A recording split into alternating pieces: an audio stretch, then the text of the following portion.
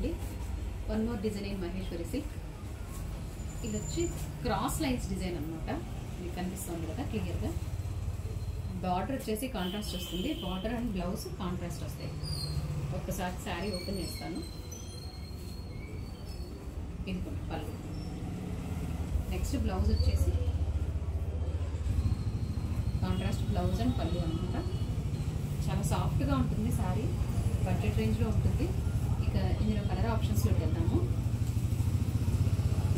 Colour options వచ్చేసి అది fold చేసి పెట్టింది.